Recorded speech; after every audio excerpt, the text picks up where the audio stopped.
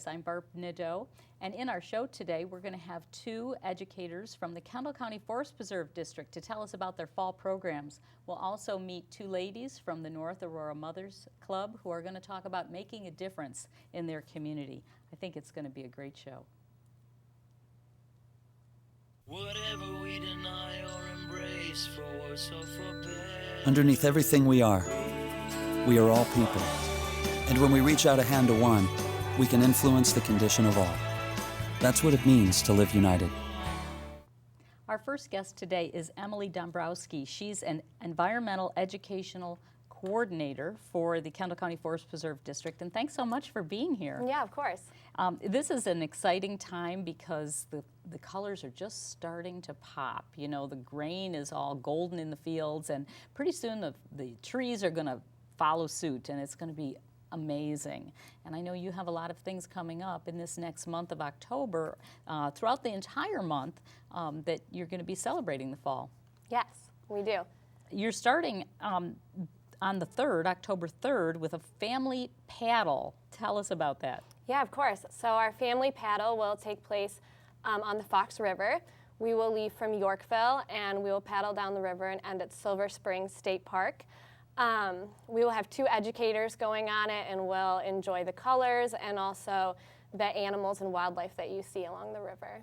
And that's a great asset to our area, the Fox River, and I know it's very easy to get access to paddles and canoes. You know, there's outfitters available, but Yeah. This is an extra special opportunity just to have a chance to have somebody explain what they're seeing. Exactly, yep. That just starts off your month, though, and I understand that you have the Kendall County Forest Foundation helping you with a second event in October. Yeah, so that's on October 10th, and we have our Forest Foundation's Fall Fest. That's from 11 to 5 on October 10th, and we have a ton of activities planned. We have the Big Run Wolf Ranch coming, also Incredible Bats. Those are some of our big attractions. We have musical guests, and then we also have animal encounters from our nature center. Our animals are going to come out. We have crafts, we have scavenger hunts, we have food, so that'll be a really fun day. Where is that going to be? That's going to be at Hoover Forest Preserve, Okay, right now, outside of Yorkville. As a environmental education coordinator, is that your home base then at Hoover, or do you go to all of the different preserves? Yeah, so Hoover is where we have a lot of our programs just because there's so many buildings. It's right on the Fox River. It's a great place, but we also have programs at some of our other preserves too. Okay, and you mentioned the Forest Foundation. This is their event. Mm-hmm. How are they different than the Forest Preserve District? Yeah, so the Forest Foundation is a nonprofit organization, and they support the goals of the Forest Preserve District. And so one of their things is promoting us and helping us, and they're the ones who planned this festival, but we help out with it and bring our staff and bring our animals out and everything. So what are some of the duties of a educational coordinator in your day-to-day?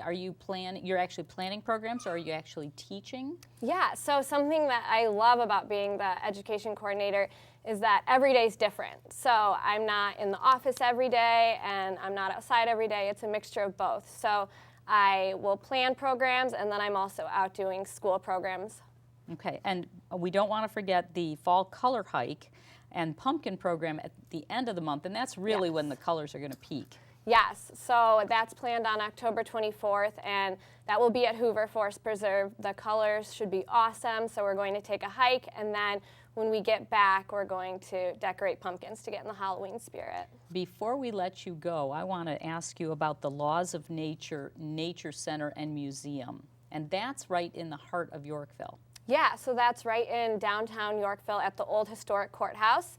And that's where our offices are located, so if people ever need to register for a program, they can stop in there, or they can call. And then also there is our nature center. We have our animals, so we have corn snake, a fox snake, we have tree frogs, turtles for the kids to look at, and then also games to play, and it's just a really fun atmosphere for them to learn more about the environment. What a great way to have an office. I wish I had all that going on in my office. Yeah, it's really fun. But it's also interesting because it's a historic building, and you wouldn't think there's that much space, but you Right. could spend a lot of time in that museum. Yeah, and then we have the historic courthouse upstairs that they could check out too. So that's Okay. cool. Now, you were telling me before we went on the air that you have a degree in this, and this is something that this is your life work. You're liking your job? I love it, yep. And how long have you been with the Forest Preserve District? Yeah, so I started, I went to all their summer camps when I was younger, and then I worked as a summer camp counselor for the past several years, and now I'm the education So coordinator. you started your career when you were about 5. Yeah.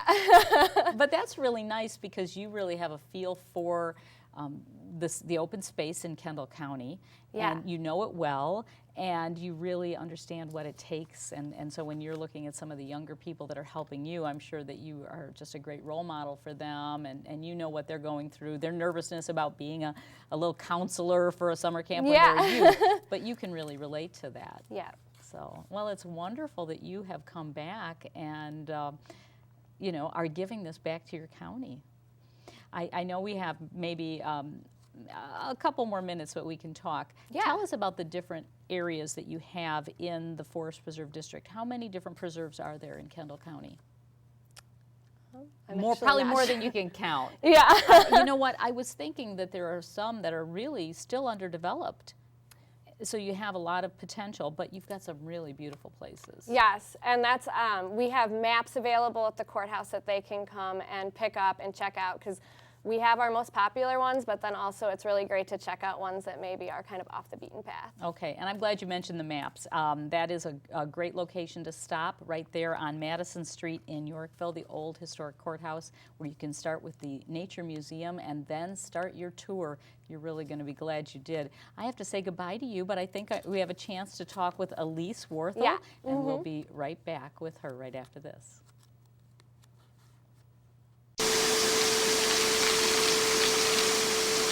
Mom! Mom! What? You can't find Ichabod. What?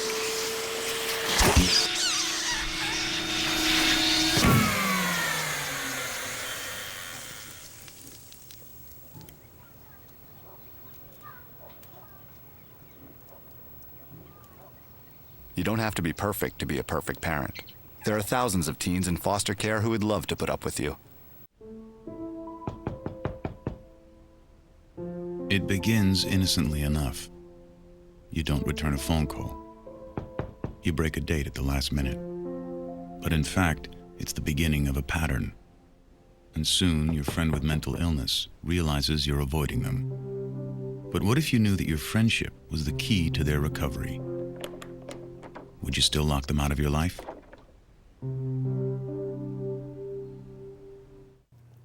Elise Worthel is also an environmental education coordinator with the Kendall County Forest Preserve District. And Elise, thanks for being here. And it's fun to see the enthusiasm on your face as well as Emily's. You're very excited about your job, aren't you? I am. I love it. You came, both of you, from an environmental science background and different areas of the Midwest, but both came together here, and you're enjoying your job.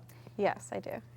Elise was telling us a little bit about her history as a camp counselor and how she kind of moved up through the ranks. And I wanted to ask you about some of those programs we didn't have a chance to talk to her about. So you have a variety of public programs, and let me see if I've got this right, school programs and scout programs, and so where should we start? How about with the school programs and the things you do to help teachers? Sure. So school programs are going great right now. We have a whole bunch scheduled for this month as well as next month, and some in November as well. And they're held mostly out at our forest preserves at Harris and Hoover Forest Preserves. And teachers can sign up for them and then bring out usually like a whole group of fifth graders, sometimes up to 200 kids at once, and we'll teach them about different things ranging from ecosystems to Native Americans and animal adaptations. So those are really great, and they mesh really well with some teachers' curriculum in the classroom, and it gets the kids out into nature and seeing the real thing. Wow, 200 at a time. You girls Sometimes, are yeah. brave. You're very brave. How does a teacher get involved with this? How long does it take to set something like this up? And do they have to do it a year in advance, or can they call? Oh, they can call our offices and get something set up. Some of the programs do fill up pretty quick, pretty early in the season, so signing up sooner is better, but we usually have some openings. If teachers have some flexibility, we can get them in for sure. Okay. And you also offer programs for scouts. Yeah, so we're developing some new scout programs right now, mostly for Cub Scouts right now, but if there were Boy Scouts or any other level, or even Girl Scouts, we'd be totally willing to make something work for them to help them earn some badges. Okay.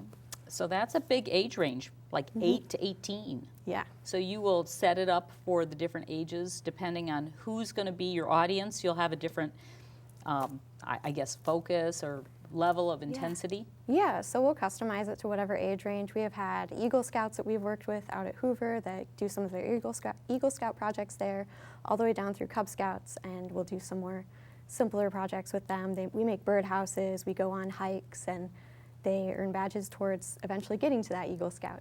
Okay, well that's wonderful. Again, they just call your office and set up a private appointment for their troop or their group? Yeah, so they can call our office and sign up for some of the programs that we have planned already, but if they have something specific they're looking for, they can contact either Emily or I, and we can figure something out for them. Okay, so it's nice to know that you're willing to be accommodating, and Yeah. and you said that they could tap into some of the programs that are already on the schedule. So Yeah. what are some of those public programs? So some of our public programs are, like Emily talked about, our Fall Family Paddle, anything from building forts. There are some kid-focused ones, some family-focused ones. Building forts? How do Yeah. you build forts? We'll take kids out into the woods. They'll find natural items in the woods, logs, sticks, and then we show them how to build forts. Kids love it. You know, they like to build forts naturally anyway. And then we teach them what a preserve is there for, and then we'll dismantle their forts afterwards because we want to leave the things as we found them. It sounds like just a whole lot of fun, but when we think about education today, this is really interesting because you're teaching them science, you're teaching them engineering, you're teaching them math, you're teaching them structure, physics. They're getting a lot of these, what I guess we call them STEM requirements, out of the way in a really fun environment. Yeah, it's a great way to get kids exposed to all these things that they don't really like learning about in a classroom, but when you take it outside and make it nature-based and fun, then they get a lot more out of it. Yeah, I think sometimes when you actually make them learn by doing, it all makes sense. If it's just in a book or just in, you know, written books or on a tablet, why do they have to know it? But when they get to play with it, then it starts to crystallize in their brain. It all makes sense then. Yep, once it's more hands-on, it makes sense, and they remember it for a lot longer too. It sounds like you've got some great things going. And I know that Emily was talking about the summer camps and being a camp counselor. And I know as a parent, it's never too early. I know it's the beginning of the school year still, but it's never too early to start planning for next year's summer camp. So tell us a little bit about that. Yeah, so we are in the middle of planning for 2016 summer camps right now, and we're actually changing the structure a little bit, hopefully, where we're going to have some day-long camps for some of the older kids. But we have camps even for 1 through 3-year-olds where they can come with their parent. The parent will bring them, they get to hang out with their kid outside all day, or for half a day. And then camps all the way up through 9th graders. So you start with 1-year-olds. Yeah. That's amazing. Moms or dads can bring their 1 through 3-year-olds and spend some time outside in nature with them. That's wonderful because you are able to really change a person's perspective and start them out enjoying their outdoor environment. Elise Worthel and Emily Dabrowski are both educators with the Kendall County Forest Preserve District, and it's really been great to have you here, Elise. Great to be here, thank you. We're going to take a short break and we'll be right back. Everyone has friends. There's online friends, friends to go out with on a Saturday night, friends to hang out with and do nothing, friends who show up on moving day. And then there are the friends who'll be there if someone is dealing with a mental illness. Are you one of those friends? It can be a little awkward when your friend tells you he's been diagnosed with a mental illness. But what's even more awkward is if you're not there for him he's less likely to recover. I'm here to help, man, whatever it takes. Joining us now is Jessica Watkins. She is the past president and Community Relations Committee Chair for North Aurora Mothers Club. And Jessie, it's great to have you here and just to find out more about your club. Absolutely. Thank you so much for having me. Well, you have a lot going on in between you and Christie, who will meet in a few minutes. We want to find out all about the different things you do because you really are a club that's been involved in the community for a long, long time, long before you, I'm sure. Yes. Tell us a little bit about the club itself. Well, the club itself began in 1997, so we're approaching our 20th anniversary. We are a service club, which may be a little bit of a misconception that some people may have. When they hear the name North Aurora Mothers Club, they may think we get together, we organize play dates and play groups, which is all part of it. It's a very great social way to get together and meet new people, but first and foremost, we're a service club. So when you say that, how old is your membership? What's the age range and how many members do you have? Currently, we have 30 active members. We have 60 members along with our auxiliary membership. Our age range is anyone. You need to be 21 and over, but we have members that run the gamut. So we welcome everyone. And that's also a misconception too. You don't have to be a mother to be part of the Mothers Club. We actually have women that are not mothers. Actually, you don't even have to be a woman to be part of the Mothers Club.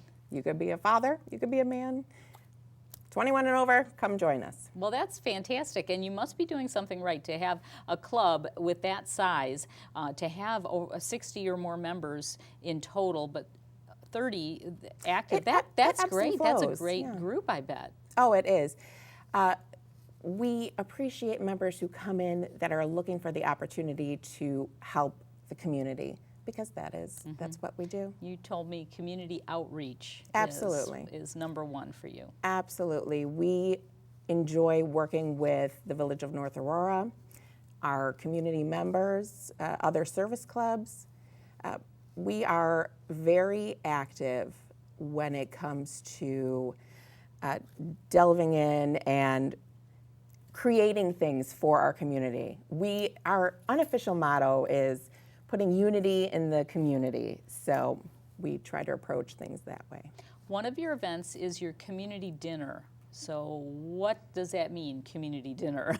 Well, our club year begins in September. So currently, not everything is in place date-wise, but we do have a community dinner, which typically occurs in January. Last year, we were very fortunate to host our community dinner at West Aurora High School. And we had the culinary club cook for us, which was amazing because then we didn't have to do it. But we invite the community members to come out and join us. It's a free dinner. It's a spaghetti dinner, salad and desserts, and it's a lot of fun. It's a great way to get together and meet your neighbors and your fellow community members. Takes care of that cabin fever. Oh, absolutely. That's why we do enjoy doing it in the winter for that aspect, but at the same time, we always run into a problem with the weather. How do you do something free for the entire community? We host fundraising events throughout the year. We have two major fundraising events. Our first being the Winter Gala, which this year will be on February 27th. And we also co-host, along with the Lions Club, the beer tent at the North Aurora Days Festival in the summer. So along with that, we do smaller fundraising activities throughout the year. All right, and then do some of these fundraising, obviously the community dinner's got to be an expense. If you're putting it on free for the entire, community of North Aurora, wow. We're budgeters. We know how to deal with that. We're women. Well, right. No, we're everybody. But we can do it. Yes. Do you also do things for the community as far as like benefits, scholarships, things like that? Absolutely, we do. For our community parade, we have two scholarships that we give out for our King and Queen. They're $1,000 scholarships. That occurs in the spring. We also have grants that we do donate. We do disseminate money that way. If someone is interested, schools, the library, if they're interested in funding a project, they can visit us online at namothersclub.org and fill out the grant form. Well, just listening to you talk about your club, I think that there's a lot of people, even if they don't live in North Aurora, who are going to want to get on your website, find out more about you, because you're a club that's doing something right. Absolutely. We enjoy what we do. We love being together, and we love being part of the community. Well, you know, your friend Christie, who we're going to meet in a minute, she said, oh, you know, Jesse's got all the personality, and I can see why you were the president of the club. You have a lot of enthusiasm for your community and for your club. Truly, this club saved me. I moved into the community 8 years ago, knew no one. My neighbor invited me to come to a meeting, and from then on, I was go North Aurora. You were hooked. Absolutely. Well, Jessie Watkins is the person that you want to talk to if you want to learn more about having a successful club. She's got the history to prove it and the enthusiasm. We're going to take a break, and we're going to meet Christie Pettigrew. I got it right. You got it. Christie Pettigrew in just a moment. She's going to tell us more. We'll be right back.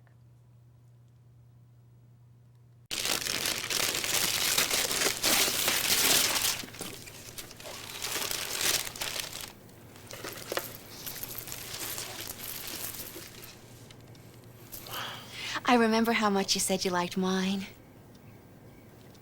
Oh.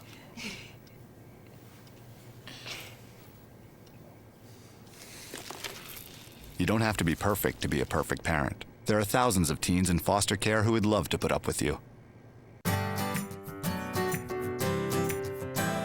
Real men know that getting tested is the way to take care of their families. That's why real men wear gowns. For a list of the tests you need, go to ahrq.gov. Christie Pettigrew is also with the North Aurora Mothers Club. And Christie, tell us a little bit about how you got started in this club. Well, I was relatively new to North Aurora and had just moved into a brand new subdivision, was a first-time mom, and I had a neighbor who was invited to a new member gathering who had invited me to go along with her. So I decided to check it out, and it was a wonderful opportunity to hear all the different chairs discuss the different committees and the responsibilities and the events that they were holding. So I decided to join because I personally was looking to meet new people, and I wanted to find a way to get out of the house a little bit, as most new moms do. And I also wanted to find a way to give back to the community. So that's really what interested me in joining. And how many years ago was that? How long have you been a member? I have been an active Mothers Club member for the past 10 years. And I have to say, it has been a wonderful experience. I've met some really fabulous women who have worked very hard to make things happen for our community. And it gives me a lot of self-fulfillment knowing that I'm also a part of that club that's making a difference in giving back. And you mentioned this meet and greet for new members. How often do you have an event like that? Or how can someone join if they're just hearing about you now? I don't know how that's possible, all the things that you do, but we do how, do a lot. How do you become a member? Well, it's very easy. We normally meet the first Tuesday of every month at First State Bank, located on the corner of Oak Street and Randall. And our next meeting will be October the 6th at 7:30. So that's one way you can come. You can wait for a new member gathering, which usually happens probably quarterly is when we do those events. We don't currently have one in the works because we just had one in August. You can also check out our website at namothersclub.org. There's a section that says Contact Us, and you'll see a section for new members. So you can click on that link and it'll bring you right to an email address so you can find out more information at that time. What are some of the other things that you have on your website? Well, on our website lists all the activities, the different activities and events that we do. So you'll see all the subcommittees of the North Aurora Mothers Club. So you'll have your philanthropy committee, you'll have your your fundraising committee, your membership, community relations, marketing, and our member events committee.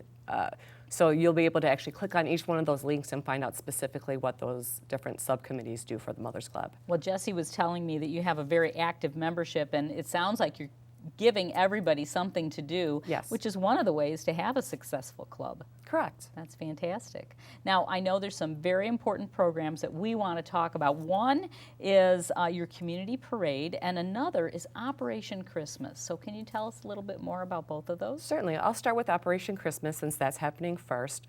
That is where we as a Mothers Club, we reach out to different sponsors to help fulfill family wish lists. So we'll ask a sponsor to come up with several needs, say winter coats, winter boots, and then a couple fun things like games and stuff for the kids. So we're the liaison between the family and then the sponsor. So we'll gather the wish list and then we'll deliver all the gifts. So it's a great time. We usually help between 40 and 60 families annually who probably wouldn't have a Christmas without our program. We also do a food drive during that time frame. So each family will get a large bin of food as well as the gifts for Christmas. That's wonderful. And our community parade is usually held in June, early June. So this is our 7th annual. And the parade route usually starts down at Randall and Oak Street and proceeds eastward down to the riverfront. And at the end of that parade, we usually have a nice little event of activities for family that's held by the North Aurora River District Alliance, or NORDA. Okay. Now, your community parade, is that a standalone event or is it part of a greater community festival? Or are you like creating the festival?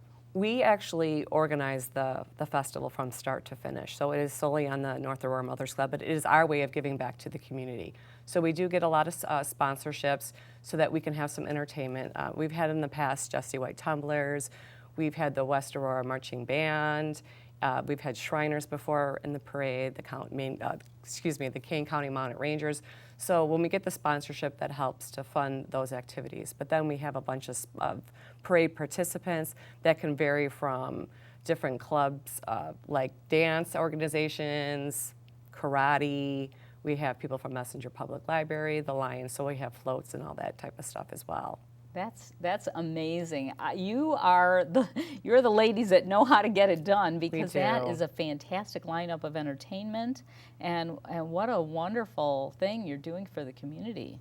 It is a lot of fun. It is a lot of work, but we do enjoy it. And with the group being the size that we are, it's amazing we get as much done as we do with a small group of women. Well, I have a feeling that you're very well respected, and everybody knows that they couldn't do without you. It's a wonderful experience, especially in the parade. The Mothers Club usually marches at the very end, so it's always very rewarding to hear people chant, "Mothers Club, thank you, Mothers Club, for all you do." It really does make you feel good because you know people appreciate what's going on in the community.